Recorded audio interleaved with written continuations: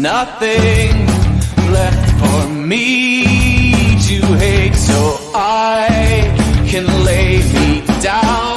My brothers on the ground, I bled today until Coyote comes to raise me up and carries me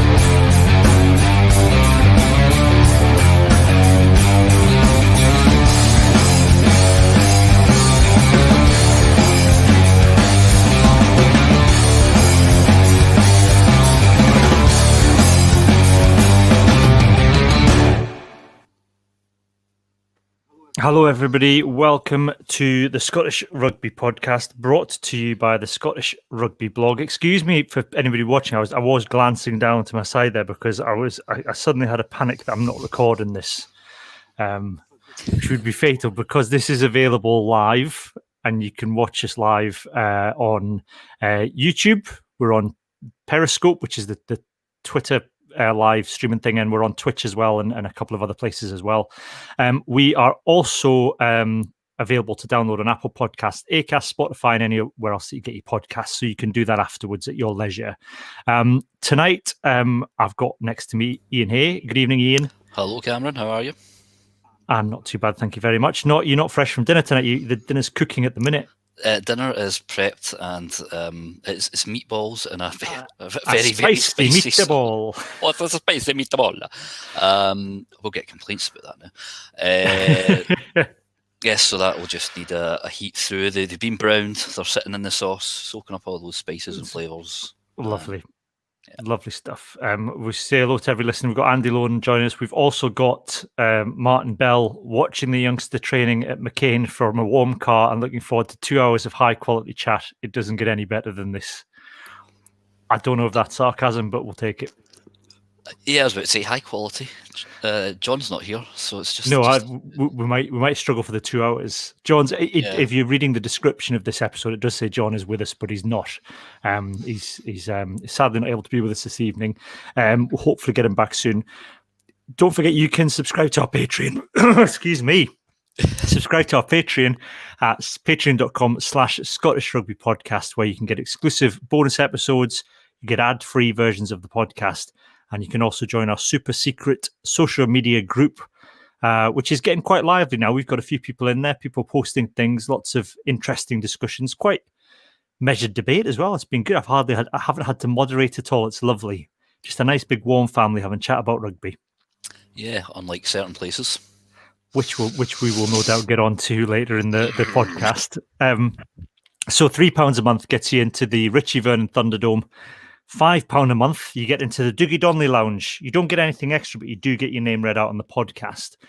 So I'm going to say some thank yous. Now, some people are going to get double thank yous because I forgot to do this at the start of last week's episode. We did it at the end, and John and Iain quite rightly said I should remember to do it again at the start of this episode. So thank you very much, Gavin Brocky, and also Richard Sylvester and BJS, who I don't think is a Korean pop group. It sounds like they've got another initials. The kids in the comments, anyone watching this on Twitch will be able to tell me if BJS are a South Korean pop group.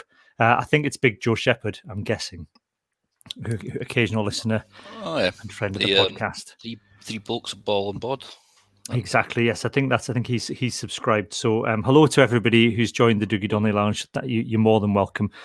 We're also, during the Autumn Nations, we've been brought to you by Manscaped. So if it's looking after your downstairs regions, your kind of your nose hair, your ear hair, Anything sort of below the neck, really? Or you've used it for trimming your beard, haven't you? I've trimmed my beard before with it. It's like I said, it's gentle. It's designed to be gentle. It's very good. If you're after some male grooming products, then go to manscaped.com. And if you buy anything, it might not just for yourself, could be for a partner. Enter the code SRP, and you'll get 20% off plus free shipping. So if you're after a Christmas present or just to treat yourself, so have a look there. That offer is not going to be on forever. I'll stress that. Probably not going to be on beyond December. So if you are thinking of doing it and you've been hanging on for any reason, then get to it now. Now, as Arnie would say. Yes.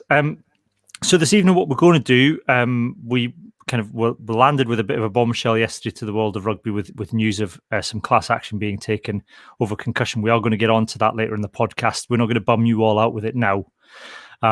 We thought we'll start with a little review of the Ireland game, and then we've got a very special guest. We've got Mr. Andrew Cotter joining us on the podcast. Going over the Ireland game isn't going to exactly be a barrel of laughs either, is it? So I think Andrew Cotter's saving this one. Yes, I thought what we'd do, and I'm going to do what I don't know what the opposite of a crap sandwich is. That's what I'm trying to do. So I'm going to do the Ireland. We'll review the Ireland game, then we'll stick Andrew Cotter on in the middle talking about his dogs and a bit about rugby as well, and then we'll talk about the Autumn Nations Cup in general, and then we'll talk about concussion, and we'll do some hands in the ruck as well. So anybody watching this live, if you have got any questions for us about Scotland's performance during the Autumn Nations Cup, then pop them in the comments, and Iain and I will pick those up when we get to kind of our overall review. Ireland, Scotland, Iain.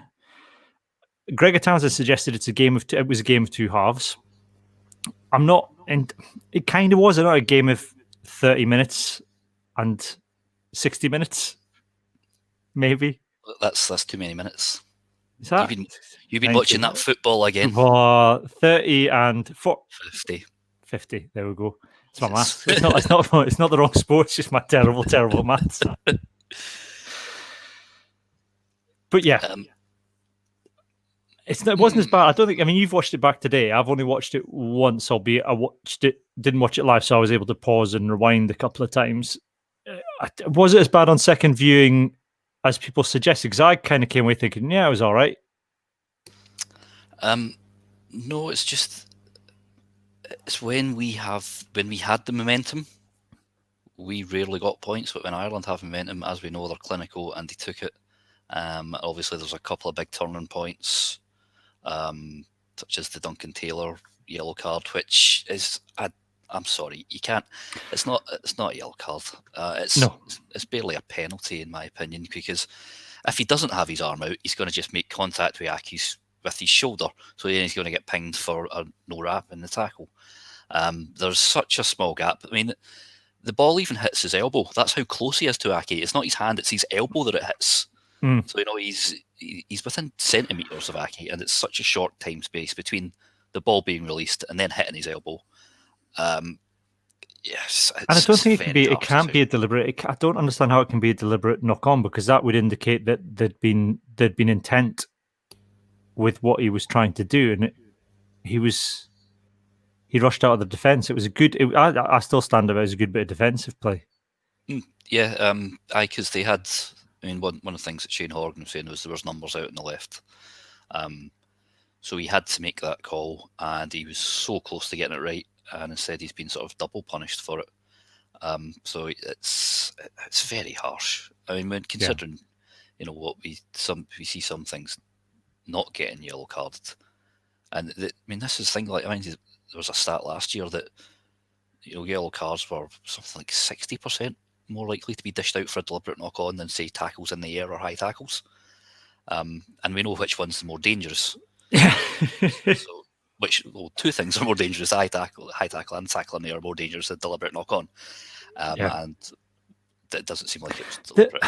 The referee, I'm not going to complain about the refereeing, because that's not the reason Scotland lost the game, but the referee in itself, I think there was a couple of very odd decisions and odd calls. I mean, this thing about tacklers rolling away, I've not got an issue with the law, but the last two games, Scotland have been penalised for people not rolling away, who are actively trying to roll away and who are almost on their feet when they're getting blown up for it. And I don't understand that. I think I can understand players being trapped under their and even though they're making an effort, they're not going anywhere, fine, penalise somebody. But there was one, I think it might have been just before one of the Ireland tries, where again a Scotland player got penalised for not rolling away, and by the time the referee blew, he was back on his feet.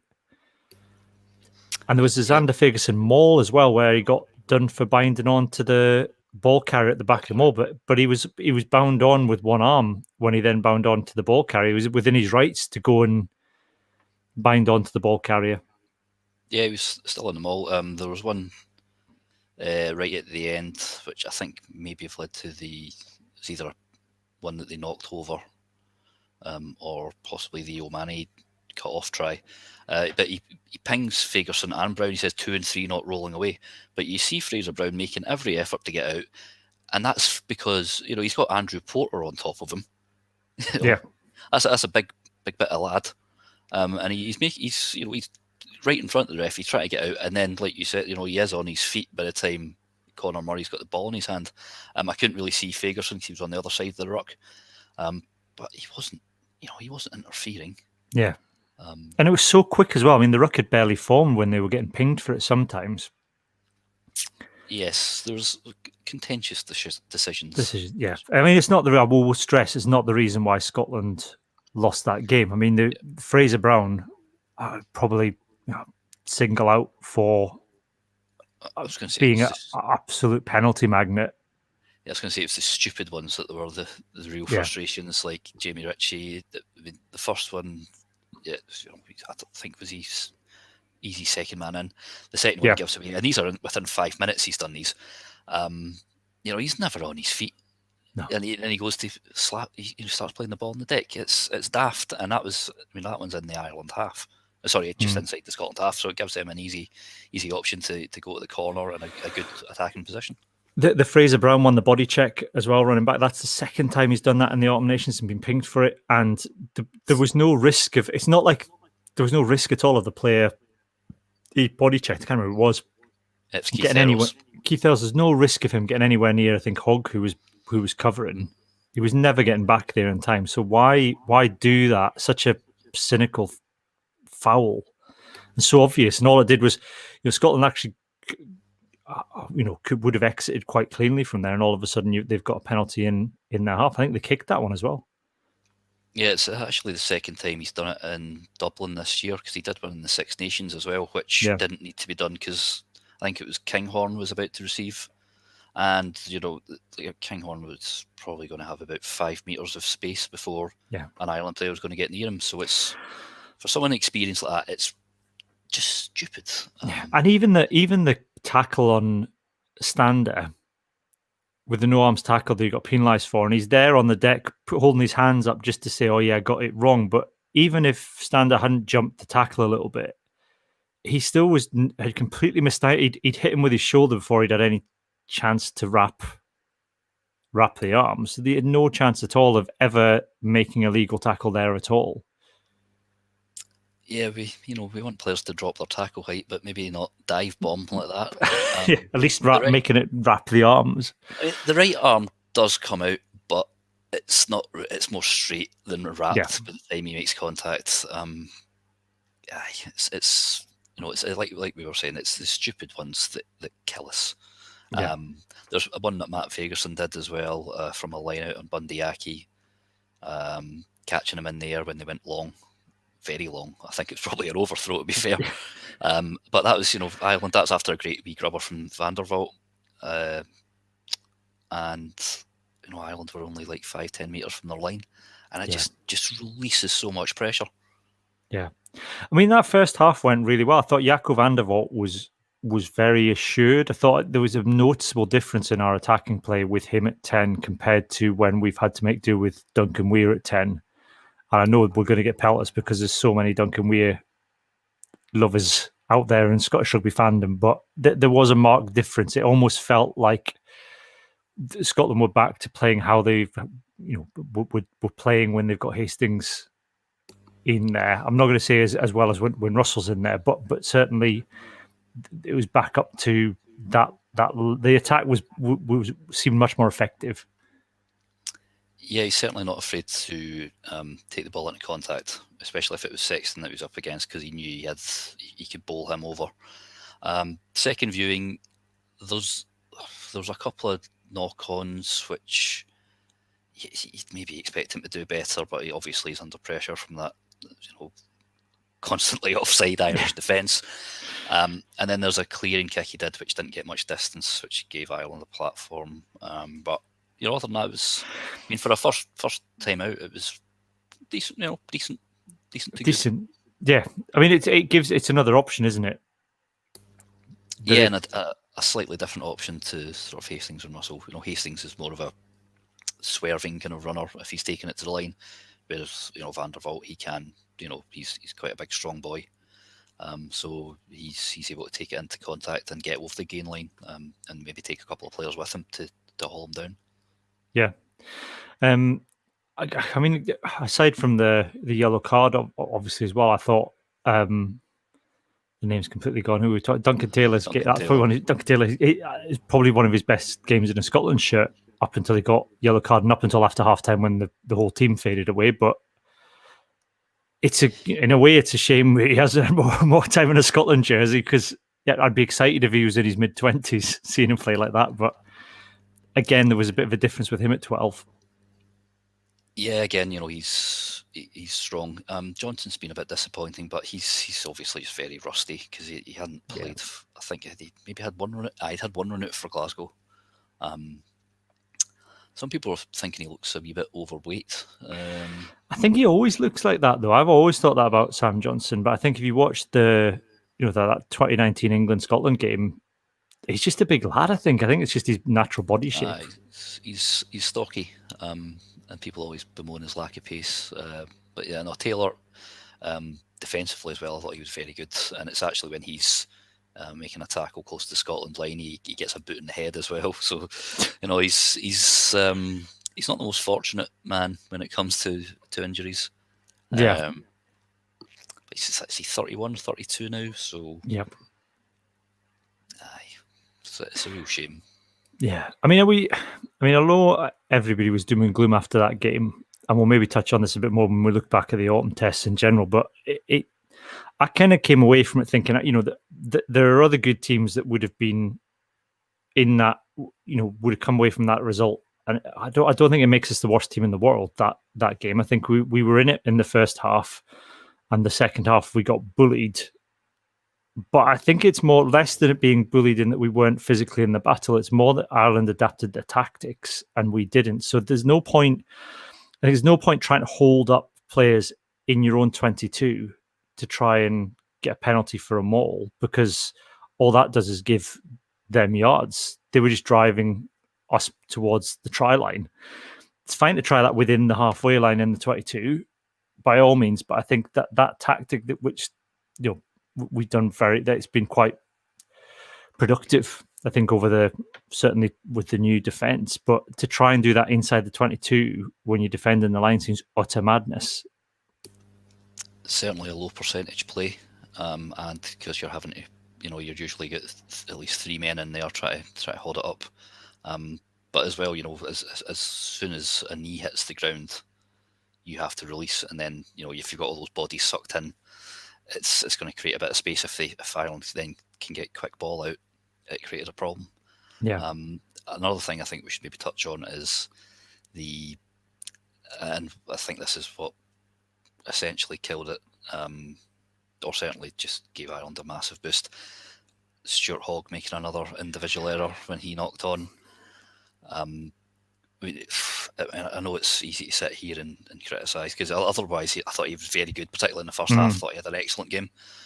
But when you look at that, the sensible thing to do there, I think, would be to let Graham deal with it and stay inside the pitch a bit more. So then he's got a better angle for kicking. Graham he's yards ahead of Earls. Earls probably never going to catch him. And because he's going backwards, even if he is the one who makes the spill, Hogg is there to sweep. Or at least you're not going to get a knock on. It's so I think that was maybe the wrong choice. And it's again, whenever Hogg makes a mistake, though, it seems to cost us. And I think that's the thing I was kind of touching on in the player ratings when I wrote about that the mood of Scotland is so tied to Stuart Hogg's mood, particularly when he's captain, that actually it's quite counterproductive. So when you looked at, like you said, Jaco van der Walt made a number of errors, but he's on his debut and he's getting used to international rugby. So actually, in the grand scheme of things, he had a good game. And every time he made a mistake, Hog's there with the arm around the shoulder and Jaco van der Walt smiling about it, and that's what you want to see. But there's nobody there doing that for Stuart Hogg. You know, when he makes a mistake, you can see it on his face. It's the end of the world. You can see the frustration. So to see then see your captain doing that on the pitch and starting to go, you know, his mentality dropping, then I think that has an effect on the rest of the team. And I think it did. I think when he starts to make mistakes, when he starts to go down, the rest of the team go with him. And also sprint. I mean, he's, you know, there was one point he sprinted half the length of the field to go and have a chat with the referee. Yeah, especially as he's also a talisman. You know, you expect him to be the man who can, you know, get us out of trouble or provide that little bit of magic. I'm not sure. Like, see when he makes that mistake, then there's a sort of you can see he's like audibly frustrated, if you know what I mean. I know that makes almost a paradox, but you can see he's mouthing something. And I was just worried, has he directed that at Darcy Graham? Because Darcy doesn't seem to be playing with a lot of confidence at the moment. Yeah. And if you're going to give him a bollocking, that's not going to help. Because we've seen him do that when the first time he was made captain against the USA, and he ran into Matt Fagerson. And I still insist he ran into Matt Fagerson. There's not much Matt Fagerson could do about it. And he kind of like threw the ball down in disgust and had to go to Matt Fagerson, who was making his debut as well. So I think, I don't think he should be captain. No. It's nothing against him personally or anything, but I mean, it's something that I've seen in all sports. In cricket, for example, you know, when England have made Michael Vaughan and then Alistair Cook and then Joe Root captain, their batting performances have dropped. You know, their averages have dropped massively when previously they'd be the mainstays who were knocking, you know, double centuries and anchoring the innings and really sort of driving the team forward. And then after that, it's only sporadically they're getting these big scores. So, you know, is the burden of captaincy too much? Should it maybe go to Johnny Gray a bit too quiet? And this is the thing, is it? You know, I think there's an art. I mean, there's an art you need. I think for all the whoop, you need your whoopers and your hollerers. Like, you know, Maro Itoji's an example of that. You need the guys that get the energy up, and Hogg's undoubtedly one of those for good and bad. You know, he'll get the energy up when things are going well, but he's just as culpable for shouting when things aren't going well as well. But I don't think I think he's prone to that on the pitch, and that doesn't help when you need a level head to kind of read the game tactically. And he's got a role in that because he sees a lot, obviously, from 15 and can talk about what's happening because he can see the wider game. But I don't think he is best placed to make decisions, and I don't think when he's on the back foot, I don't think he makes decisions with a level head, and that affects those around him. Now, I don't know who you make captain because I don't think you could say that Fraser Brown plays with a level head. Stuart McInally has talked about the burden that captaincy had on him. So you need somebody that's going to play, that's playing regularly, that's, you know, good at communicating with the referee and able to kind of impose and implement Gregor Townsend's game plan. And I don't know I struggle. Like you said, Johnny Gray's too quiet. I think there's an argument for Scott Cummings, but I don't know if he's not. If you haven't experience of being captain at club level, I don't know. That's quite a big thing to kind of put on him responsibility wise. I think Jamie Ritchie was probably a shout at the start of the Autumn Nations Cup, but I don't think he is now because I think mentally, I think he's frazzled at the moment, and you can see that in some of his disciplines. So I don't know where you go. If I'm being honest, I don't know who's there sticking the hand up for the captaincy. Curveball, Xander. Well, there we go. Enjoys the hat. I mean, he does enjoy the sandbags, but you don't necessarily. Yeah, he's definitely matured as a player. Yeah, we're seeing less sandbags, and you know the ones he got pinged for were one penalty got pinged for. The Mull one we've discussed, and then he got I think did he give away 3 penalties? He gave away 3 penalties. I think one, like I said, there was the one where he was lying underneath a pile of Ireland players and didn't roll away quick enough. You had the one where he wasn't latching on at the maul, which is fair enough. I don't know if there was another one at the breakdown where he went for something that wasn't there. He got 1 turnover. Yep, and he won a penalty against Keane Healy as well. So that really shows his scrummaging's improved. Yeah, we've got. I tell you what, we're going to come back to captains. We've got a couple of suggestions in the comments, so we'll come back to that when we do our Autumn Nations review. I mean, overall, I don't think the Ireland match. I don't think that result was as bad as it's being portrayed, because the first half performance showed, and I think as we'll come on to, I think that defensively we were okay. It's just that maybe Scotland's defence has been found out a little bit, and that's no bad thing going to Six Nations, because there's a chance to fix it. It seemed to be the first try obviously came from the Duncan Taylor yellow, where I feel Darcy Graham's getting a wee bit hard done by with this one. Oh, yeah. Because, Robbie Henshaw's 6'2", 6'3", and he's running onto the ball. It's a perfectly. And also, Robbie Henshaw sees the kick leaving the boot, and he knows that play's been called. He's behind the kicker, so he sees the ball going up in the air. Darcy Graham, if you look at it from when they replayed it, he's behind. There's a massive pack of forwards between him and Sexton when Sexton kicks the ball. So the first he sees of the ball is when it's in the air. And at that point, Stockdale's bearing down on him. So, or Robbie Henshaw's bearing down on him. So he doesn't. There's no way he had enough time to adjust himself to read the flight of the ball to then get in the air to compete for it. So he did. You look at that thing. He did okay in doing enough to put Henshaw off his jump, so that Henshaw didn't catch the ball and land with it. Yeah, you've just got to say Henshaw's done very well to knock it back rather than knock it forwards. Yeah. But Shane Horgan in particular seemed to want to single Darcy Graham out for the error there. But I think there's not much Darcy Graham can do with that. I don't think at the end of the day. And yeah, I mean, Ali Price, I thought had a probably his weakest game. He had a couple of nice kicks through. His kicking's okay, but he gave away a daft penalty, I think, just in the lead up to that try as well, where he came in from the side of a ruck.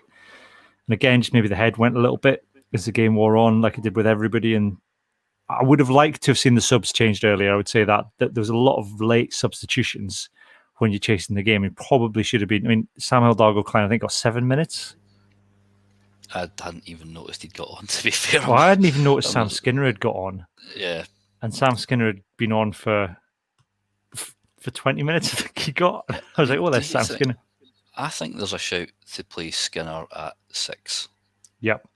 If we can't have Richie and Watson, and especially if it's Ireland, then it's going to be a big physical game. He's a big physical guy.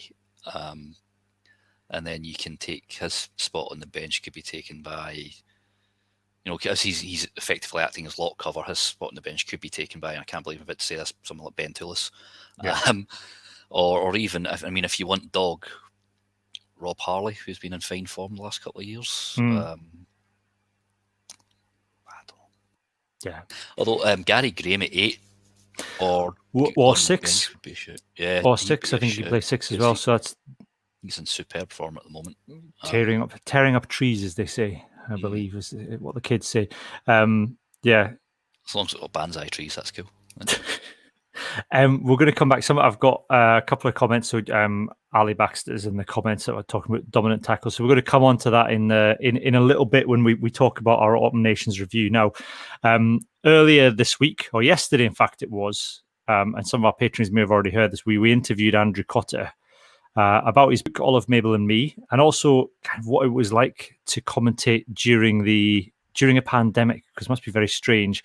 So this, if you're watching live, you're going to get a wee clip. If you're listening to this afterwards on the podcast, you get the full half-an-hour interview we did. So here's me asking Andrew Cotter what it was like to commentate during the pandemic. How different has it been then for you going back to work as it is, especially for the Autumn Nations tournament that we've just had? Because that must be strange, because normally you'd have all this access, presumably as a commentator, to kind of speak to coaches and players beforehand, and you'd have the crowd and to feed off. Has that been something you've had to adapt to, or? I mean, it has been an absolute godsend in terms of traffic getting in and out of the stadium. But that's the only good thing about it, because the whole thing has been just, you think, sport's happening, it's fine. With or without crowd, it's going to be great, and it's not at all. And I think a lot of people talking about the poor quality of rugby, or I think sometimes a crowd, a great atmosphere, masks a lot of poor games. And that sometimes we've watched poor games in the past, but the occasion, the atmosphere and the crowd noise has made you think that actually that wasn't too bad, was it? And so, at Twickenham at the weekend when I was doing England against France, now that was hugely dramatic. You wouldn't say it was great rugby.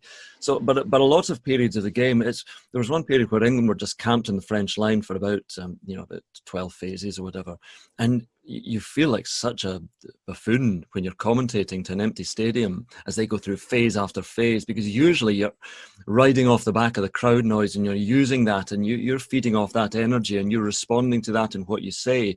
But when you're shouting it to nobody at all, you can almost hear your voice echoing around the stadium. I know there were 2,000 people in there, but that barely made a difference. It's just very odd. And the matches I've done in Llanelli and at Murrayfield, very, very, very, very difficult as a commentator, I'd say, because you do use the crowd so much. But it's been sport just to get sport done without any of the sort of joy or soul of sport, which the crowd really does provide. So do you think you've not maybe been able to use silence as much as you might have done previously? No, absolutely not. No, and that is the great sort of contrast of sport, because you have the roars that just fall away to nothing. It's whether it's the Viva Stadium or not often a Murrayfield, but for a kick, you have just silence. Or you might just take a pause during your commentary because they've started singing Bread of Heaven, whatever it might be, or Flower of Scotland strikes up, or Heaven Help Us All, Swing Low, Sweet Chariot. But and you just say, well, the crowd now make their voices heard, and you put the mic down and you hear them sing, and that atmosphere is better than any commentary you can do. But when you haven't got any of that, then it's very strange and very difficult, because a commentator will fit their commentary in to match not just the game that's happening in front of them, but to match the atmosphere as well. And when there's no atmosphere, it's very odd and quite tricky. Yeah, I mean, I don't think you were able to go to the stadiums that you were commentating on, but there have been instances, I think, with some commentators having to kind of commentate remotely, and that must be even more of a challenge, I'm guessing. It is, and I have done a couple of games. Well, no, in rugby I haven't, but I've done just done the Masters remotely, which is very, very tricky. I mean, you can do it, and sometimes people will be watching at home not knowing, because if they got the effects pumped up, you wouldn't know that people aren't there. What you can't say when you're doing that is, well, I look to my left and such is happening, and it's very warm in the stadium here tonight. Or you never lie and say we're in the stadium, but you don't not say you're in the stadium. So you let people believe what they want. It's the artifice of television. But sadly, more and more, that is going to be the way that commentary is done, because I think on the other side of all this, broadcasting companies will say, you know what, we did those games remotely, off tube as we call them. We did those games off tube, and it didn't sound that much worse. So, and it saves us a huge amount more. So let's do it that way. And I think we're going to be doing a lot more sport that way, which isn't great. And I'm not just talking about us missing out on the trips to these exotic places, but I think it does add a bit extra when you're at the event commentating, because you're immersed in that event, and when you commentate, that comes across, and it's a slightly more sterile experience commentating from much more sterile experience commentating, but probably a more sterile experience listening to it as well. So in the full interview with Andrew, we kind of left it talking about Regulation 8 and his views on it, which are quite interesting, actually. It's not really an angle I'd thought of before, is that, and obviously because Andrew's a very good orator and can put things across very eloquently, his view was very much, he doesn't agree with project players, but he has no issue with somebody living in a country and developing an affinity for it and going on to play for that country. And I think it's the first time I've kind of really dawned with, you can believe those two things, and those two things are okay. Actually, that's, you look at Duhan van der Merwe and you look at Jaco van der Walt, and yes, they have been signed as project players. And maybe maybe in Scotland gets singled out for this, Iain, and it struck me after we get singled out for it because all our players are centrally contracted. Well, that's all the Irish ones. But I mean, there is a case you can make. If somebody, what if Duhan and Jacko and that, they could turn around and say, "No, I don't want to play. I don't want to play international rugby." Yeah, but obviously they do. Well, obviously players want to test themselves at the highest level. So that's probably why they do it. And also, I mean, if we go back to say Josh Strauss, it puts you in the shop window. But then, conversely, you look at Tekeli and Ira Rovo, who was signed as a project player. Left after 4 months. Did he last? He was a full season. But I mean, a lot of the time it just looked like his heart wasn't in it. Trying to get himself sent off basically half the time. Ali Baxter said it's not our fault. Folk just bloody love Scotland, and that is true. That is true. I think what Andrew was kind of touching on in the interview, saying it's the romance of it. I suppose there's not. It seems very cold and clinical, and almost like a club having a club. And I get that. I think that it can feel like that. Where's the romance of someone saying, I'm making a business decision to move to a country and in 3 to 5 years I'll play for them, rather than I've moved to this country and fallen in love with it. Conversely, you've got Pierre Schumann, I guess, who's, he's been signed as a project player, but you look at his, his social media and the way that he's absolutely 100% thrown himself into Scotland and being Scottish. I don't think you could, I've seen, there are actual Scottish people that are less Scottish than Pierre Schumann, and he's not even got full residency yet. Yeah, absolutely. I mean, that's like Ali said, some people just fall in love with this place. Even guys who can't, DTH Van der Merwe, for example, when he was leaving Glasgow, he was crying. There were tears in his eyes, like, this is my home. I'm basically being chased out of my home. And that's obviously why him and Nax and stuff were only too happy to come back. So yeah, we're a nation of a bastard nation, as they say. I'll have to bleep that. I'll have to remind where I've said that and bleep that out now. But we're all Jock Tamson's bairns. That's it. Yeah. So, but I mean, speaking of which, Duhan van der Merwe has been the standout player, I would say, for Scotland over the Autumn Nations, and defensively, by the end of it, I don't think I've got any. You'd be hard pressed to have any questions about him defensively, positionally. He really seems to be the full package. I mean, that last ditch tackle on Peter Romani to put him into touch was textbook. Yeah, he had so much ground to make up, but he's got that tap in, just knocked him into touch, which I was delighted with because I'm not the biggest Peter Romani fan. Who is? There's Irish people I know that aren't as big Peter Romani fans. They're obviously not from Cork then. But yeah, Duhan, undoubtedly the star of the show. Just a colossus. I mean, that try he scored at the weekend, to breeze past a hooker and then outgas Jacob Stockdale. He's got the full package. He's at 3 and 4 now. Mm-hmm. I think the only defensive error he could possibly mark against him is in the Georgia match when he gets stepped. He's maybe committed too early, but that's a while back. I can't remember it particularly well. But absolutely, just monstrous. I gave him 2 Man of the Match awards, and I think he won 2 himself as well. He's going to be a star for the next few years. I absolutely cannot question his commitment.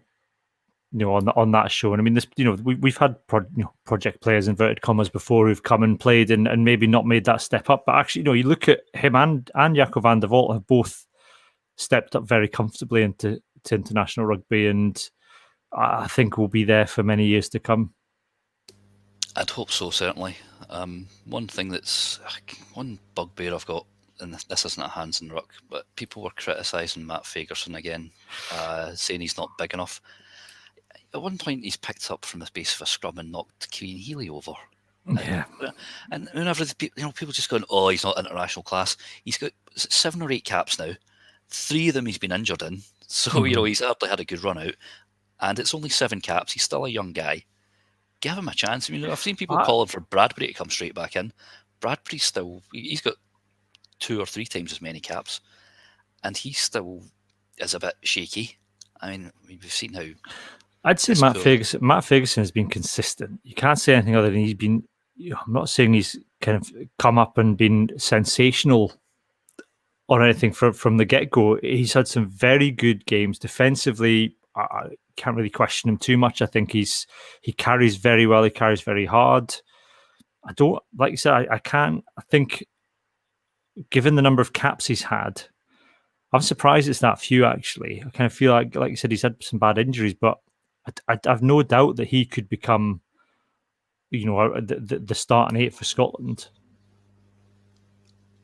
Yeah, certainly. Because you look at, he's the same sort of size and build as Joe Simmons.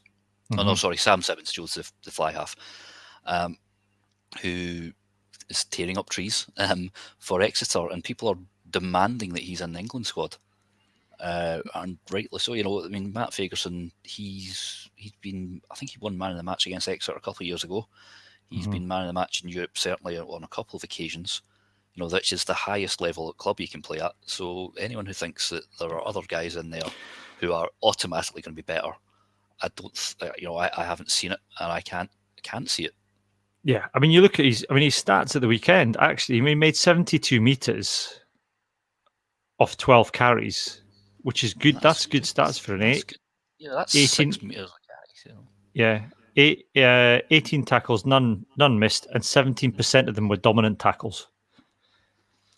Although I don't know how accurate these stats are, because according to this, Stuart Hogg made 200% dominant tackles. All right. Is that a typo? Is it maybe 2? Yeah. Yeah. So the power and size are not the same thing. I'll stop commenting soon. Gallivak says. I think that's true. I think you look at Darcy Graham's a point. A good example of that. You look at Darcy Graham's teeny tiny, but even at the weekend, some of the tackles Darcy Graham was putting in. Technically, Darcy Graham's a very good tackler, and he can take down some pretty big guys. So it's not all about being huge. I mean, there's been plenty of big lumbering number 8s who've been absolute rubbish. Yeah, I mean, this thing with these guys that are low to the ground, they're going to hit the legs, and it's easier to drive somebody back if you hit them low than it is to try and grab them by the chest. So yeah, everyone leave Matt Ferguson alone. I'm just checking. Like Wikipedia said, he's got 6 caps. I'm just going to check here. 9 caps he's got for Scotland, 6 starts and 3 replacements. Yeah. So, and I mean, as well, what we have to remember, these last couple of games have been against extremely good sides with extremely good packs, and he's shown up better than. I mean, Thompson was kind of anonymous. I thought. I thought he was largely. I mean, he made a couple of good offloads, I think, but we definitely lost something not playing 2 open sides against Ireland, and I think that's what's worked for Scotland defensive is having Mish and Richie in there together. Right, I'm just going to stop my camera for 2 seconds. Iain's got to do some messages. So stuff. Domestic stuff. That's fine. On you go, Iain. You can turn your camera off. Can you fill for like 20 seconds? Of course I can. I can fill a fill. jingle. Right, I'll be back in 20. I'll fill. So that's Iain away. I should just say while Iain's away sorting his domestics out, next week we're going to have a Christmas special for the main podcast, and then we have got Alan McDonald, who is a Patreon, long-time supporter and friend of the podcast, and also a doctor specialising in dementia and CTE. And I'm going to have to try and pronounce that later in the podcast when we come on to discuss the concussion issue, but he's an expert in that. So we're going to do a Patreon only special looking at CTE and dementia, and then we're going to have for patrons as well a Christmas quiz. So if you want to sign up to the Patreon, then you've got 2 Patreon only episodes coming to you next week, and for the live podcast we're going to put together a wee Christmas special as well that Alan's going to join us for. And look, Iain's back. Hello, Iain. He's turned his camera off again. Oh, yes, no, it's the button. Rona's just having a cigarette in the background, so I'm filling the frame up. So she's not on. Right, we can. I think I can make you small. Look, if I make you smaller, no, that doesn't help because then that's better. We'll do that. We'll do it that way. So there we go. So yeah, so they're working about the same size, though, so that's fine. Yeah. So I was telling everybody our Christmas special, where we're going to talk about head trauma. It's festive. Merry Christmas, everyone. So overall, I mean, it's hard. It's hard to say whether it's. I've come away from it thinking it's been all right. The Autumn Nations Cup, from a Scotland point of view, the last 2 games have been a bit disappointing, but they've not been complete collapses. There's been periods where you can see there's something going on. I think the attack needs a bit of work, but defensively, it's been fine. Yeah, I mean, what we need to remember as well is that was our 3rd or 4th choice standoff. Yeah. Once Finn Russell comes back, we know he's the best player that we have. Well, probably him and Doohan. Doohan's probably, joined him now in the top tier. It's just it's the daft stuff. Why don't we learn about doing the daft stuff? And then the hog factor, shall we call it? As the bird in the cap say too much.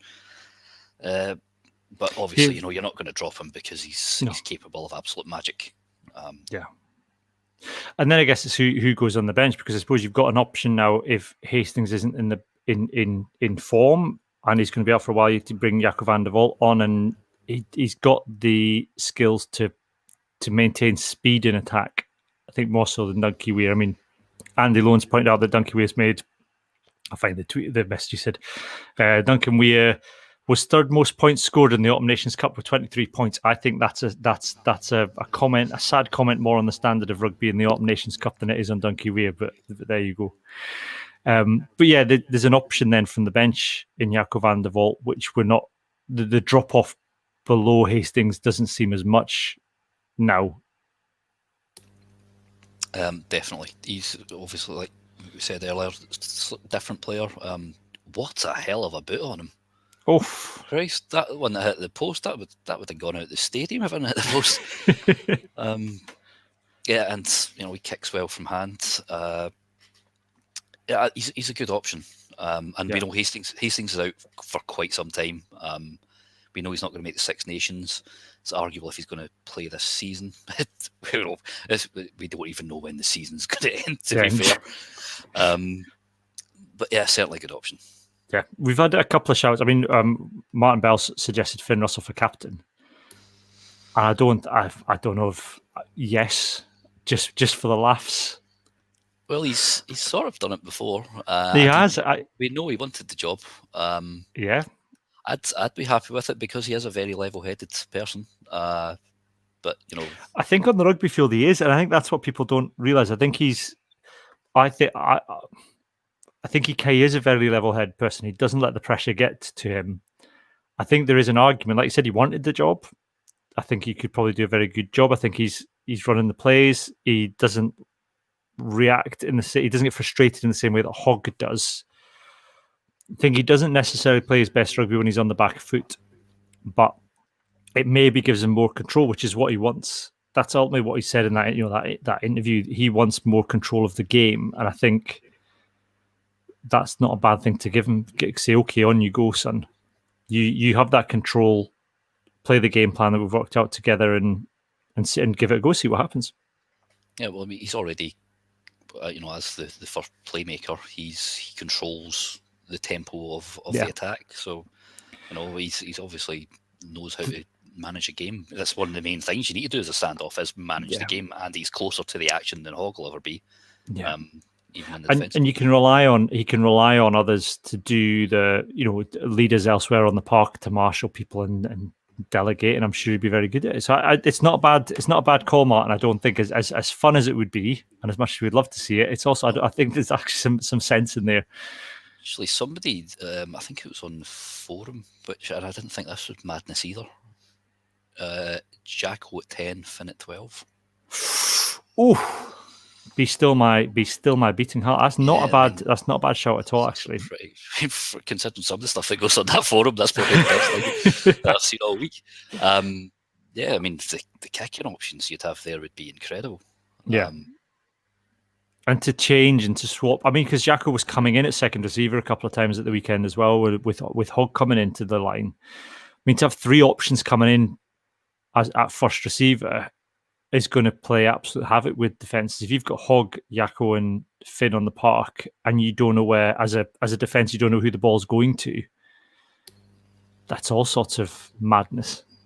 And options, kicker options are plenty. Running, Hogg's a running option, Russell's a running option. In terms of sort of swerving, Jacko's a more powerful option. Let's go for it. Yeah. Ron Wilson, I should say, has suggested the Mish. Now, I don't wonder that, but he's quite quiet as well. I don't think he's ever. Whenever he's, he's one of these ones that's, he's quite. I think he leads. He's a bit like a Ross Ford when they made Ross Ford captain. When Andy Robertson made Ross Ford captain, just because he leads by example by getting 6 out of 10 every match. But I think he's too quiet. I think the problem with Ross Ford is he was too quiet. And I don't think the Mish that's not the role he plays. He's somebody that will lead on the front foot by deed and run into walls all day. But I don't think he's the guy that's getting the energy up and having a word with the ref and dictating how they play. I've never got the sense from any interview that he's desperate for it or sees himself in that role either. Because he would have had it for Edinburgh now. I know you would have thought. Yeah, like you said, he's a guy who leads by example indeed, but he doesn't seem like captaincy type. He's fair enough. He's composed, and we've been talking about being composed, but he's not sort of. I don't really know what I'm trying to say now. I get distracted by Rona walking behind me. Rona walking behind you. That's it. It's like those, it's like those ones where they that clip of those lads doing the parody of the Zoom calls where there's somebody in the background pretending they've been kidnapped. So that is Ian's partner. That's not somebody that he just keeps in the flat. We should stress there's one behind him. That's when I did that News Hub thing because I thought it was just going to be audio only, but then it was video. She sorted in, so they had to do like a cutaway. We should say hello to our fellow podcasters, the Thistle, who've blown us a wee kiss. So hello to them. Hello, gents. So, I mean, overall, I think, someone suggested the Autumn was a 6 out of 10, and I think it's hard to disagree with that. There were good things, there were bad things. I think Rory's doing a strength and depth. Rory's doing a bit for the blog where he's going to look at who's nailed the colours to what shirts and which shirts are up for grabs. And there's probably more shirts up for grabs than I think when he did the list on the group chat. There's probably more shirts up for grabs than I'd maybe thought. Yeah, I suppose that's a good thing because it shows the strength and depth.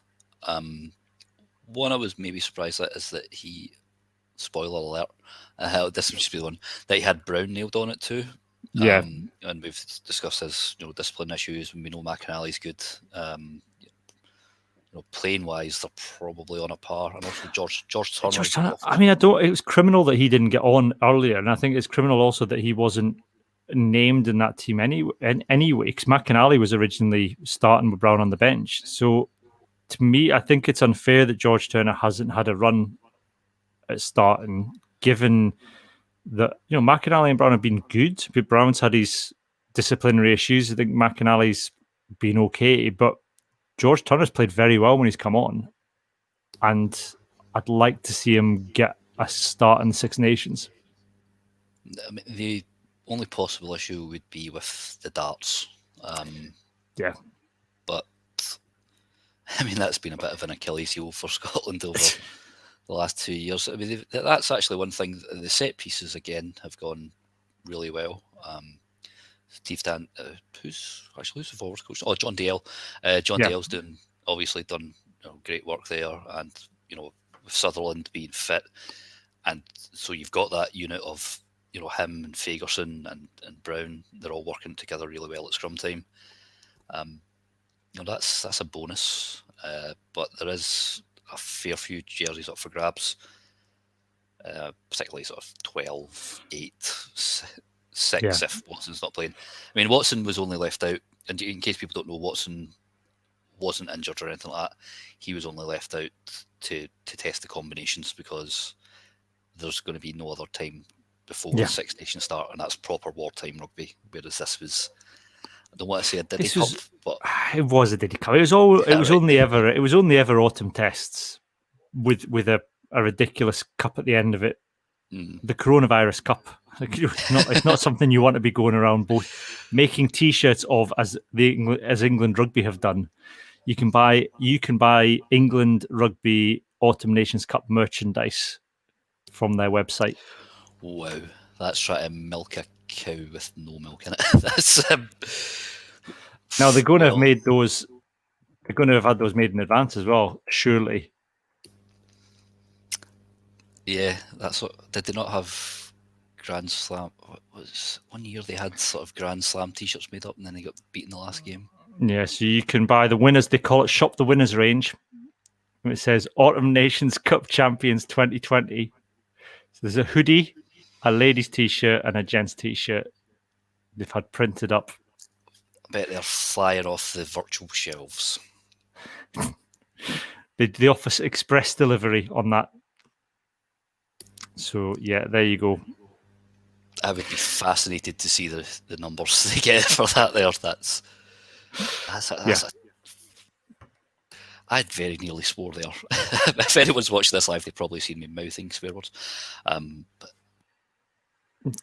yeah, I don't know what yeah, exactly. So we'll probably do. I think part of the Christmas special, we'll probably look back at the year as much as of a year of rugby as we've had anyway, as part of the Christmas special, because we always tend to do. So that's the review of the Nations Cup. There's a couple of news items that we'll get to now. The first one, Andy Lowen's got this. What do you think of the sanctions and fines handed to the Barbarians who broke isolation protocols, and Maitland and Swinson heavily sanctioned whilst others got off lightly by the RFU? Now, for people who don't know, most people will know the Barbarians game was called off because a number of players broke protocol. The RFU this week have banned and given suspended bans and fines and community service to a number of players. Sean Maitland, I think, and Tim Swinson are one of the lesser fined, lower down on the list than others, because they didn't go out just once; they went out twice. Swinson and Maitland, I think, only go out once, and that's in the big group when they go out. There's a pure bit of comedy in the judgment where the players say, we thought we were probably breaking the protocol, so we went out the fire escape, as if that made it any better. What? We knew we were doing wrong, so we snuck out like teenagers. So we snuck out, and that's the honest truth. And then they lied about where they'd been. They said we all went to get McDonald's. And then they were in the pub and they were in Italian. No, he didn't. So yes, so Tim Swinson. I think, given the seriousness of it, and given a game of rugby was cancelled, and not less enough. I mean, the Barbarians have put their own statement out today, kind of denouncing it and saying it has put a dampener on the Barbarians as a brand as well. I mean, and there were plenty of players within that squad who were, Pacific Islanders. Particularly, it's an opportunity to be in the shop window for them. It was a game of international rugby. It would have raised money for charity. Ultimately the game was cancelled because of the actions of those players. So I think it's absolutely right that they were banned and fined as a result. We're in the middle of a pandemic. To go out to the pub, their fines goes straight to the players that were financially affected. I agree, 100%. And I think as well that it's not just that, but they didn't just break the protocol; they actually broke Tier 3. London was in Tier 3 at the time, so they were breaking the guidance. Yeah, I mean, government guidance and law as well. Are they not liable then for £10,000 fines? Yeah. So they got off lightly when you look at it like that. Yeah. I mean, I was looking for it there on Rugby Pass, but it's obviously so far down because there's been a bigger story in there. There has been a bigger story, of course. Iain's our interview with Dan Leo. Iain turned into an article for Rugby Pass. It's done very well. It's done good numbers, Iain. Lots of people, lots of reaction. I have not looked at the comments because I'm fearful about the diatribe. When I looked at the Facebook, got a lot of attention on Facebook when I dived in below the line. Generally, it was all very positive about the contribution Scotland made. There was a couple of people who'd made the normal people who'd made less than positive comments about it. Well, Rona said she'd looked and somebody had just wrote clickbait. I was like, no, it's the opposite of clickbait. I thought, there's genuine points in here. Yeah. But yeah, that's all. Like I've just looked at the sort of reactions because when they emailed me, they were like, "Oh, give it a push as much as you can," almost fearful that wasn't going to get anything. But There's been like 300 odd reactions nearly, I think. So I looked at them, and all the people who sort of love it, you can tell by the names that they have island heritage. So that's that's what the whole point of it is to push the fact that the Pacific Island players have been treated like dirt, as we know if you've seen Oceans Apart. And that's what I was mainly getting at, but also that Scotland treat the players quite well. Yeah, and that we need to give a bigger financial contribution to Pacific Island nations when they come over here and play, not just in Scotland, but the rest of the Tier 1 nations. I think we're going to keep covering this, and there is going to be a campaign, I think, that the Pacific Rugby Players Welfare are launching, where they're asking people to write to their unions. So we'll talk about that again, no doubt, when that comes up. Yep. And they've set up a Patreons thing as well, if anyone's interested in that. So you can fund them, because remember, they are a players' union, but they are not funded by World Rugby. World Rugby do not recognise them as a player union, despite the fact that they were the ones that raised about Francis Keane not being a fit and proper person. And in a statement, World Rugby denounced Pacific Rugby Welfare and said they didn't recognise them as a union, and then quietly dropped Francis Keane from the committee, which was a complete coincidence, no doubt. Speaking of World Rugby and rugby burning its own house down, yesterday it was revealed that I think 10, and I think the number's gone up again today, was a number of players based in England and Wales are taking class action against the RFU and the WRU because of life-altering illnesses that they say have been caused by playing rugby. So they're all high-profile players. Two highest-profile ones, you've got Steve Thompson, who's the Rugby Cup winner with England Rugby Cup winner, and Alex Popham, who is a former back row from Wales. Now, there's articles on the BBC and The Guardian where they talk about their illnesses. They've both been diagnosed with dementia, different types of dementia. They both cannot remember significant portions of their playing careers. I mean, Steve Thompson says he can't remember winning the 2003 World Cup, can't remember going on the bus tour, can't remember meeting the Queen afterwards. Alex Popham talks about the fact that he can't, he gets lost, and these guys are in their early 40s. They're not old. There's a number of other players we understand have joined that who are below 40. I don't know this for sure, but my guess would be the only reason that the SRU and the IRFU are not involved in this is because it's different jurisdictions judicially. The English and Welsh courts are combined, so they can join the action against the WRU and the RFU and the English and Welsh courts. So they will test it in those courts, and no doubt, depending on the outcome of that case, there will then be similar action, not just in Scotland and Ireland, but no doubt around the world as well. In New Zealand, I think that there's already talk about similar action being taken in New Zealand with, again, former high-profile players.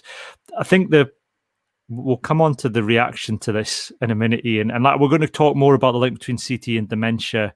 That CTE is head trauma. I can't pronounce the E in the CTE. Do you have a go at that, Iain? Yeah, chronic traumatic encephalopathy. Well done. And the encephalopathy. Yeah, I got it. Those of you who are old enough, you remember the BSE and Creutzfeldt-Jakob, which is the human variant of it. That's when I'd first heard that word. And what it essentially means is your brain kind of just dissolves. So this is one. There's been obviously some vile comments on forums. But then there's one in particular which irked me, was someone saying people have known about this for ages, that there's a clear link between head trauma and CTE. Sorry, got lost there. But and they said it was medically known and publicly known. That's not the case whatsoever. No. It's the first time it was sort of mentioned by doctors, it was dementia pugilista or punch drunk syndrome. So for years and years, it was only thought it would occur to boxers and contact sports athletes. World Rugby were warned about this years ago. There's an article Tom English shared on his Twitter, which he wrote back in 2011, where the IRB spokesman at the time, it's Australian, I can't get it, it's on my phone, it's in the Scotsman article if you want to read it. He says people don't need to shouldn't get too emotional about it. There's no clear link, which is crap. I think this is one of the most upsetting things when you look at this, and we'll come on to how this might pan out in a minute. But in May 2011, this is in the Guardian article. A lot of people that listen to the podcast, and a lot of people in Scotland will know about Peter Robertson, whose son Ben, who was an Irish schoolboy, died after getting second impact syndrome. So he died after playing rugby because he got 2 knocks to the head. And he was, and that was that was a coach not taking the protocol seriously, who sent him back on when he'd had a knock, and Ben didn't want to let anybody down. It's well worth reading out, and all the kind of even doubt sit them out stuff is driven by Ben's parents. They've started that campaign, and fair play to the SIU, they've adopted it, and they've got all the they use all the branding and slogans around Murrayfield. But so in May 2011, 4 months after Ben died, World Rugby reduced the minimum return to play after a concussion from 3 weeks to 6 days, relaxing a policy that had stood since 1977. So May 2011, World Rugby knew, and it was being talked about in the press in 2011. We know that World Rugby knew there was a problem, and yet they changed the protocol to reduce the number of days that somebody had to be out, rather than increase it, rather than changing it. And to my mind, you look at the NFL, and the NFL have paid out, is it $1 billion? $1 billion. They've had to pay out $1 billion. Now there was there was a cover up that they knew about it for longer than they said they did. So if NFL knew, then there can be no doubt the World Rugby must have known, because these sports talk to each other about this kind of issue. And yes, steps have been taken in the past few years to change the game and to mitigate the impacts and lessen the impacts of head trauma. But it was already too late when they started to do that. And looking at some of these stories that have come out in the last day or so, you wonder whether or not it's gone far enough. Because you still, there's Stuart Hogg at the weekend. There's a clip that Murray Kinsella posted online where Hogg's over the ball, and two Irish locks come in and absolutely off their feet clear him off the ball. Which is, it's in the game, in the laws of the game, it's unlawful, but it's it's not being penalised, and it's still happening. Yep. And on top of that, the Australian Football League, they started in 2015. And they covered up stuff as well. The NFL stuff, I've not seen the film. I think it's called Concussion. It's got Will Smith. Yeah. It talks about the Nigerian-born doctor who started started his research in 2005, or in 2005. Certainly, when he produced a report, it said, "Look, there is I have clear evidence here that repeated head traumas, even if they're only slight, the accumulation of them is as bad as if a boxer. People who might be old enough might remember, I think it was Chris Eubank and Michael Watson. I was a kid when I watched that. And Watson was then sort of basically a vegetable for decades.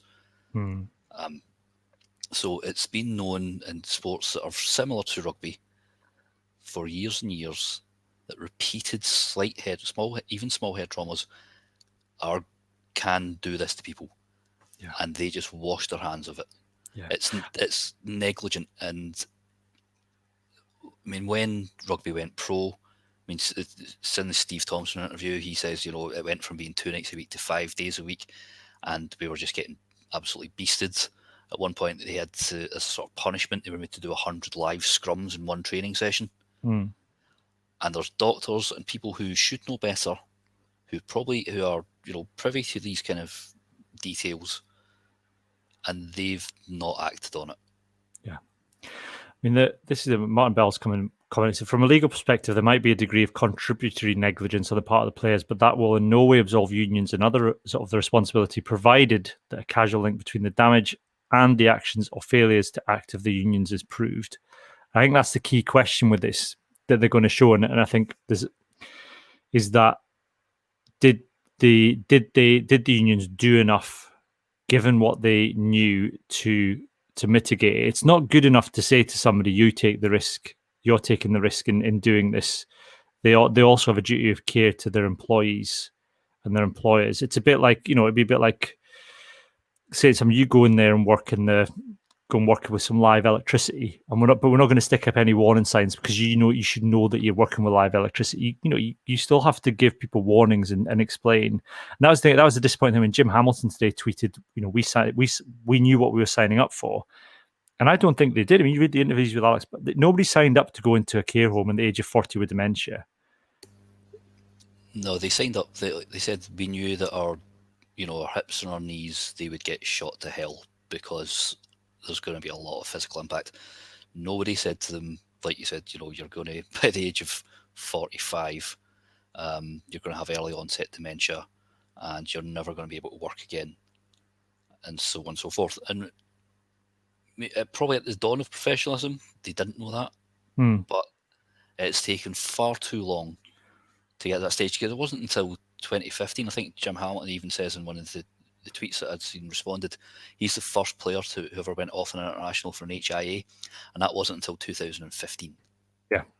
So, and the SIU were ahead, and I think you think about, the SIU were ahead of the curve with this as well. I mean, I don't doubt we'll get to the end of this and we'll have a lot to be thankful to Dr. James Robertson for, because I think the SIU have led the way with this. I've no doubt as well. I mean, we've speculated about this as well, that I think there was a reason why he wasn't taken on the Last Lions tour.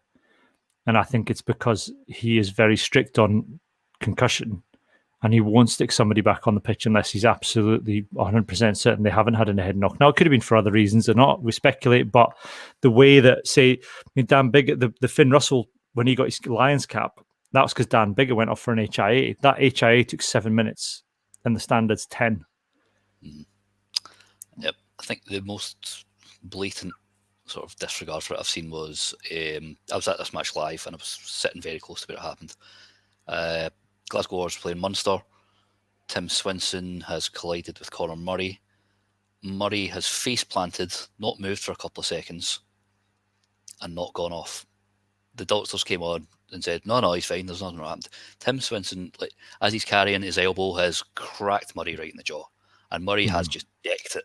And it's blatant that he was knocked out cold for a couple of seconds. I remember saying to my mate, I was like, Christ, he's gone. They didn't take him off for a second. They put him back on. I think Glasgow ended up getting it's either a line out or something, but then the very next carry, Josh Strauss went at Conor Murray, and I genuinely feared for his life. Because Strauss had a fair run up at him, and he belted into him. And it was, how the referee hasn't seen that and said, no, you need to take him off, or they've not, or if the TMO should have called, nah, he was out. Yeah, we saw the number of times at the George North. It happened like 3 times in a season at George North. So guys like him, he must be absolutely petrified.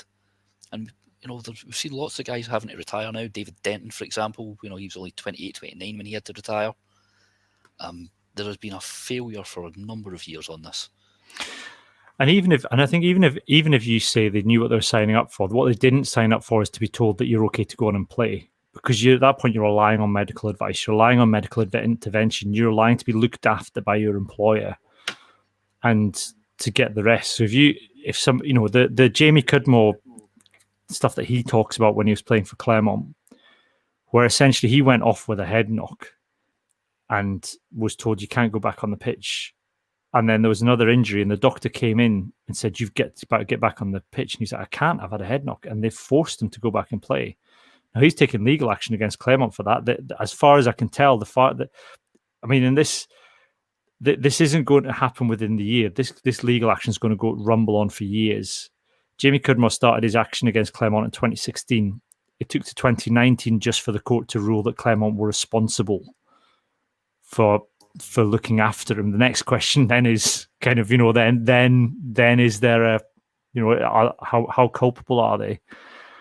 So they're responsible for his concussion-related incidents. That's as far as I think the legal action's got at this stage. But I don't think it's got any further than that at this stage. Well, these things, seen it in a number of high-profile cases. It's almost like filibustering what these legal teams of the big people do. They know they've got backing, so they can just appeal and appeal and appeal until the other party run out of cash. Mm. So it basically becomes a financial matter rather than a welfare matter, which is, I mean, it was that great joke I've heard, and this is quite funny actually. I've told my brother this, and he's a lawyer. You know, what's what have a sperm and a lawyer got in common? They both have a 1 in 4 million chance of becoming a human being. So yeah, it's really, that's just a bang out of order. And you know, if a doctor is saying you can't send this guy back out in the pitch, he sparkled, and then they're going, how about we're paying his wages, back out you get. It's disgraceful, and the number of people who assume that you guys are just chasing the money, that's not the case. If you get told by a professional, I think Steve Thompson says it in one of his articles, if I take my car to a mechanic and the mechanic tells me it needs this, this, and this done, you pay to get it done because you know he's the expert. If a doctor tells you, "Oh, you're fine, get back on there," you're going to listen to it. So you know, everyone's saying the players have signed up for it; it's their own fault. I think that's a crass argument. Yeah, if and saying they signed up for the new that we're getting into with rugby, and I think that's. But then World Rugby are there saying we're setting these rules to make the game safer. So you rely on them knowing that they're making the game safe. I mean, I don't know where World Rugby are in all of this. I think we've discussed this over the last 2 weeks now that they're entirely absent. They're completely ineffectual. They've sat and twiddled their thumbs while the unions have either refused or been so reluctant to deal with this as an issue because they see. I don't know what it is. I don't know if it's like a kind of the kind of old guys in blazers harumping that they don't want to have the game changed, or this kind of like false machismo of it's just a head knock, or whether it's financial that they don't want to admit liability. But it's been far too slow to change. In World Rugby, I think have been found wanting. They've got no power to make the unions that are in control of the game change the way that it is, and it's got to the point now where essentially they're going to have to be sued and dragged through the courts to admit any liability or to change. Yep.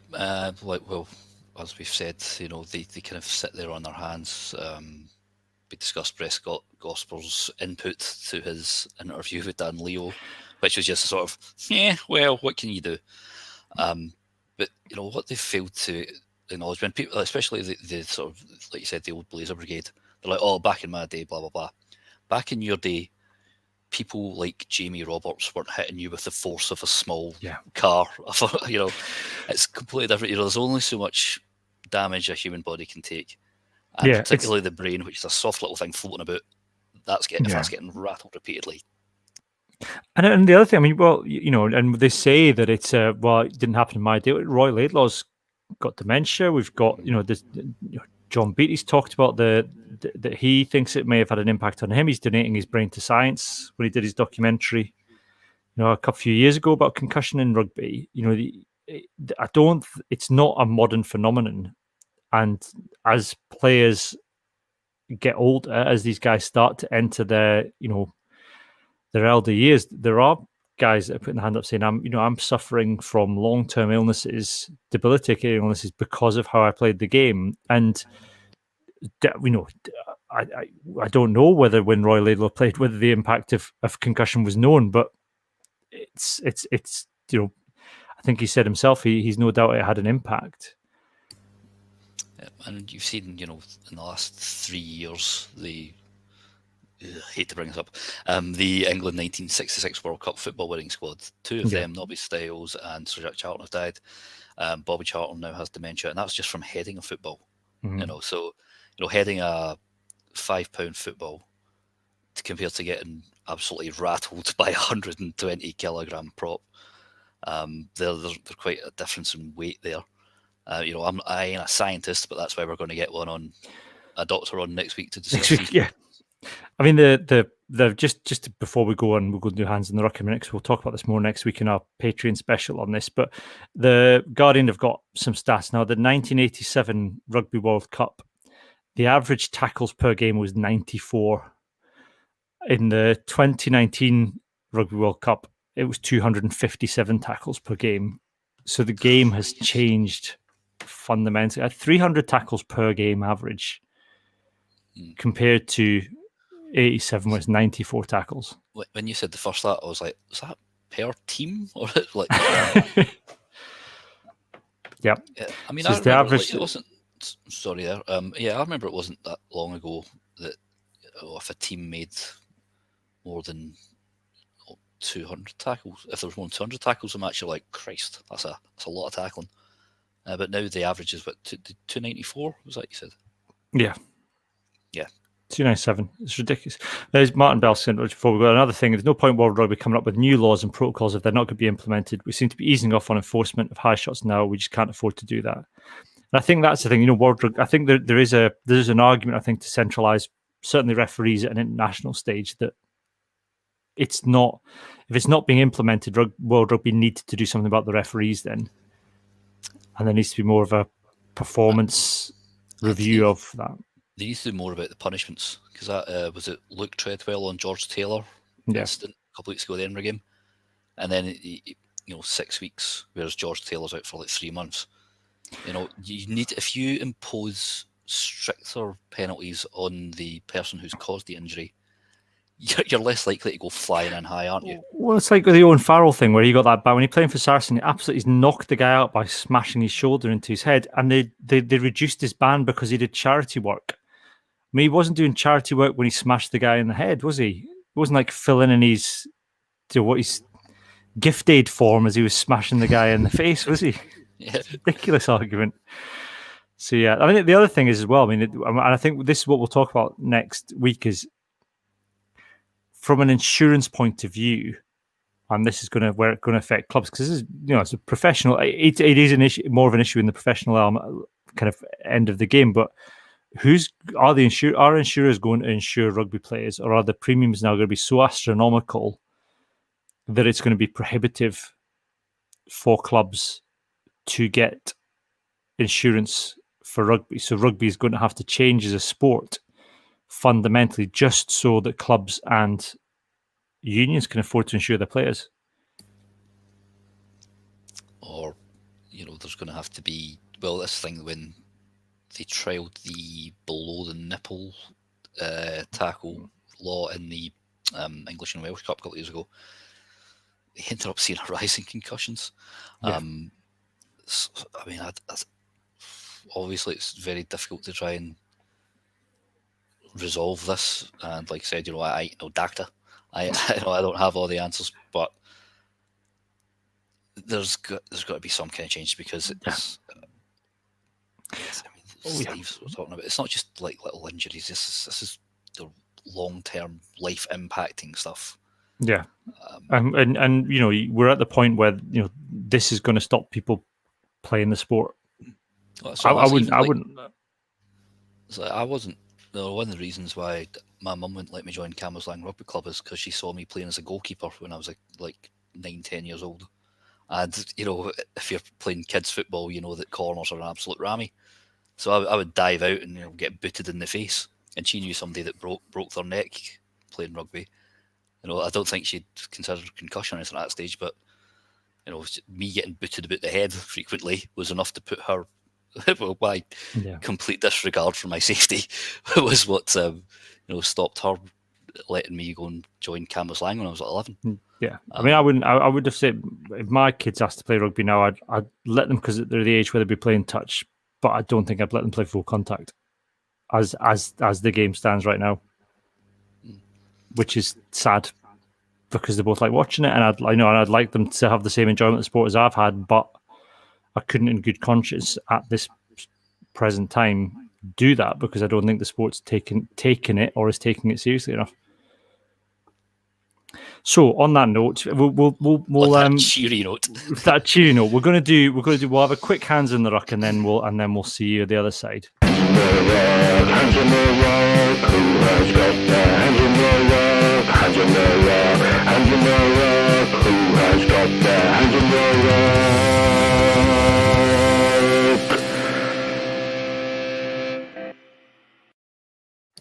Yeah, it's Hands in the Ruck. It's our any other business section of the podcast. We could have done the concussion head trauma stuff in Hands in the Ruck, but it kind of felt like it needed its own space. Like I said, next week, if you're a patron, we're going to do a podcast on that when we get an actual doctor to talk to us about it, and we'll talk about some changes the game might need to look at. Dougie Lowe, we didn't have any actually Hands in the Ruck, so Dougie's coming with a late one. He said the confirmation of John Jeffrey as SRU chairman for the next 3 years seems to have met mixed reactions. I was called a FUD for arguing with someone who said just what we need, another dinosaur. I know Iain says he's Dodson's yes man, but also as a Kelso supporter who used to watch him back in the day, I can suggest he's playing a long JJ offside game. He's played long enough, so he's in now and he can do what he wants. I mean, that remains to be seen. I think it'd be interesting to see what impact he can have, if any. Like I said, he's either I know people that have, would know him and say that he's definitely not a yes man. I don't think you were suggesting he was a yes man as much that he's part of the establishment, I guess, within the SRU. Well, the offside line, when they spoke about it, he's been there a while. He's a fan of the Gamble report. I mean, hopefully he's, like Dougie's saying, he's playing the sort of like Bob Geldof when he was talking about Joe Strummer. He's like Joe Strummer would, if he's wanting to change the establishment, he'd be outside throwing bricks, whereas I snuck inside to try and get things changed. Like I said, we can hope, obviously Jeffrey's a fantastic player, legendary 1990 Grand Slam winner, but he's been part of the furniture for a while. So we'll see how that goes. Yeah. We'll see how it goes. I mean, I've no doubt that he's got a love of the game. It's just whether or not he's a reformist or a maintain things as they are. So we'll see how that goes. My Hands in the Ruck this week was World Rugby and Paulo Matera again. It's just that, was it 2 weeks? A week they took to release a statement condemning his what he tweeted as a youngster, rather than coming out straight away and saying we condemn in the strongest terms. It took a week for someone to put a press release out on their website. And again, why aren't they taking the lead on this? Yeah. It's like when Marler got a 2-week ban for calling Samson Lee a gypsy. And he's going to go, oh yes, we strongly oppose any kind of discriminatory language against real religions or creeds or whatever, race, religion, and creed. But then just say, oh, we don't like this, but we're going to do hee-haw about it. Yeah, it took 3 weeks in social media pressure before they turned around and said we're going to implement a ban because Six Nations organisers have refused to, because they had another option. I thought the other thing that bugged me a little bit was the England players not taking the knee, and I don't think anybody should be forced to take the knee.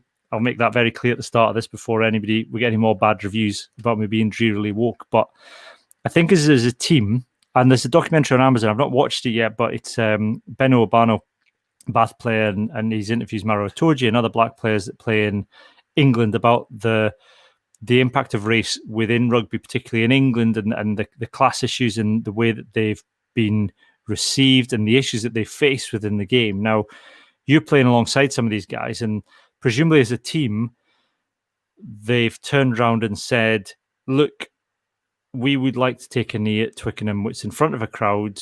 We want to make it meaningful that we stand against racism. We do the minute silence. We're all going to take the knee to show that. And a number of players have obviously declined to do that. And I really struggle to understand that if your colleague who's saying, that you wouldn't do it in solidarity with somebody. And it's this madness that someone like Billy Vunipola is saying. It's because to do with Marxism. It's got nothing to do with Marxism. You're taking a knee as a stand against racism because it's a religious thing. It's a religious thing, and I don't believe in some of the anti-religious things Black Lives Matter is saying as a movement. It's like, well, yeah, but that's not why they're not taking a knee because of Black Lives Matter. Taking a knee's got nothing to do with Black Lives Matter. It was Colin Kaepernick that started it as a way of kind of the silent protest against the treatment of Black people, particularly by the police in America. It's got nothing to do with the Black Lives Matter movement.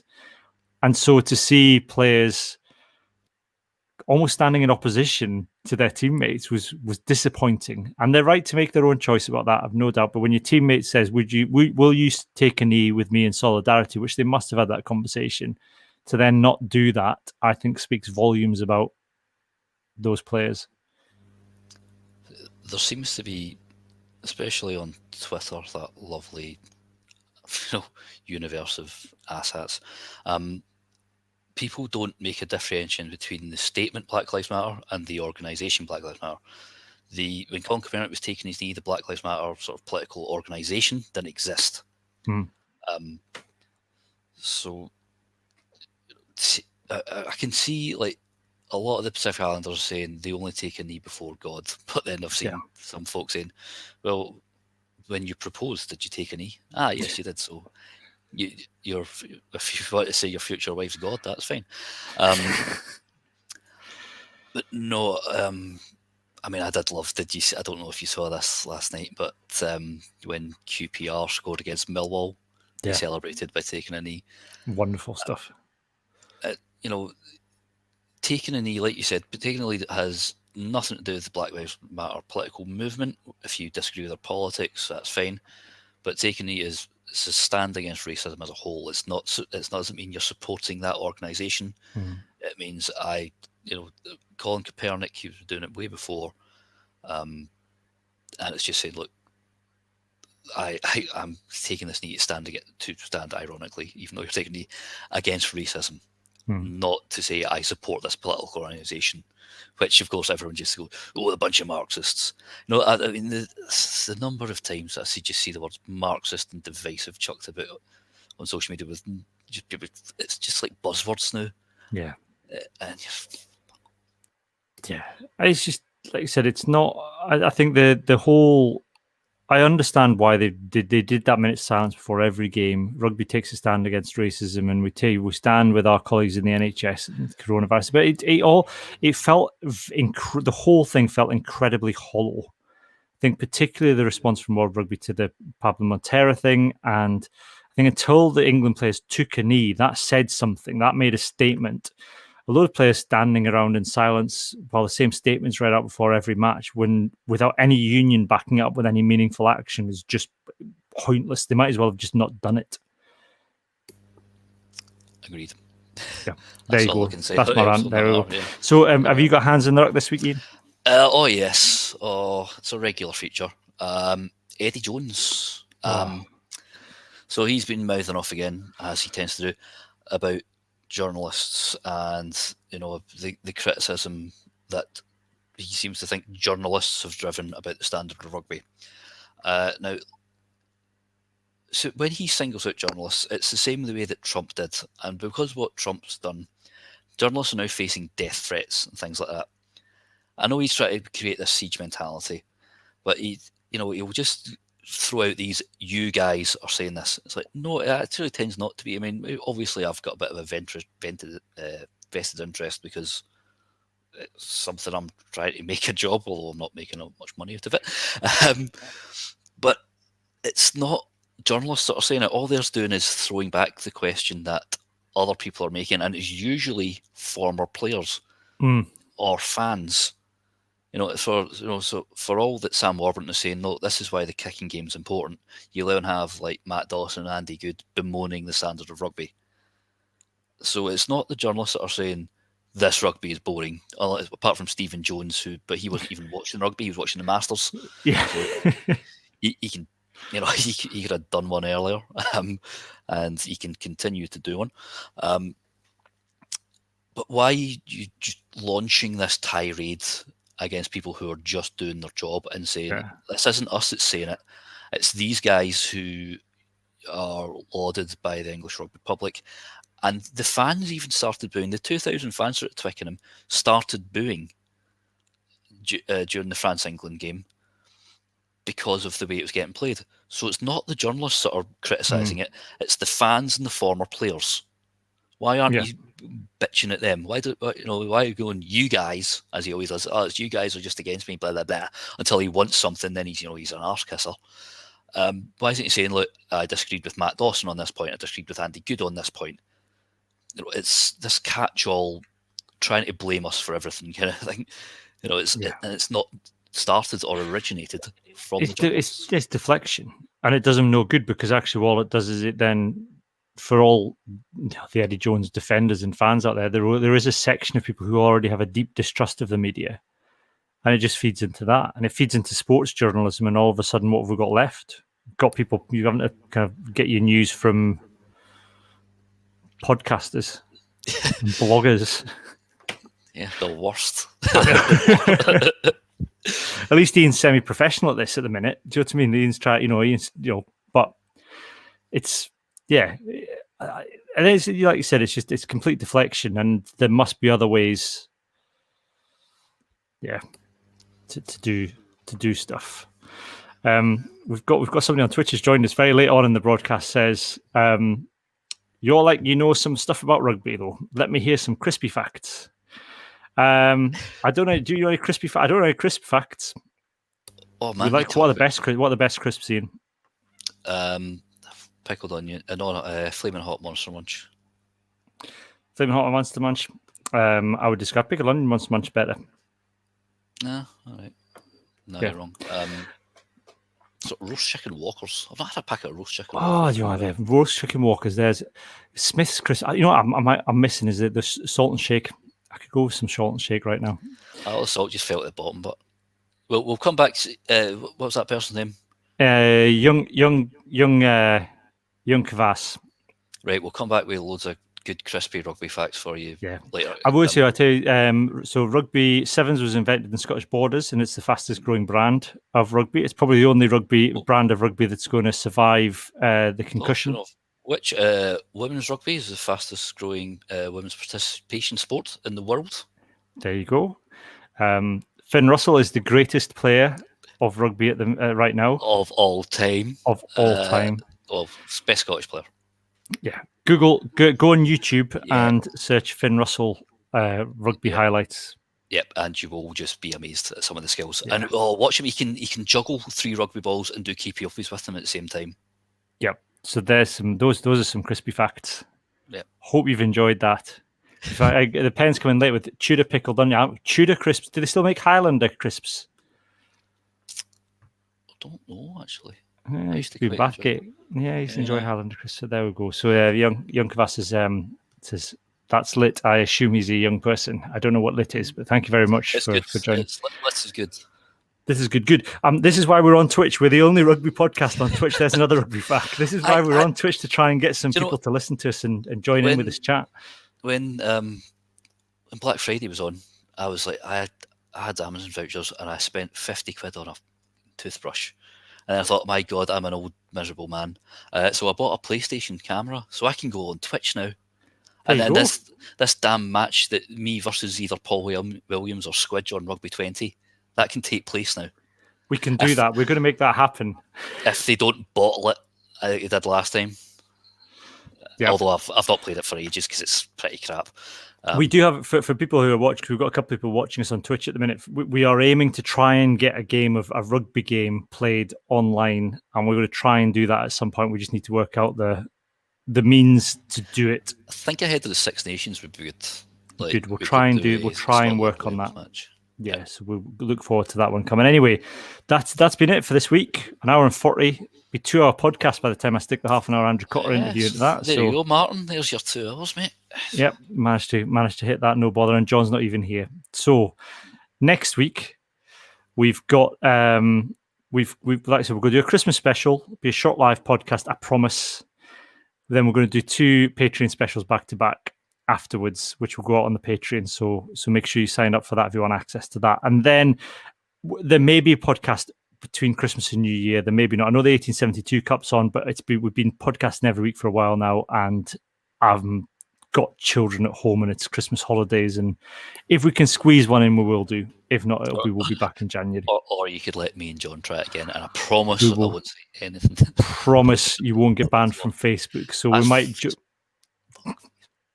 John will, yeah. So we'll maybe see if John and Iain can put one out between them. But for the moment, it is goodbye from me and goodbye from Iain. Cheerio.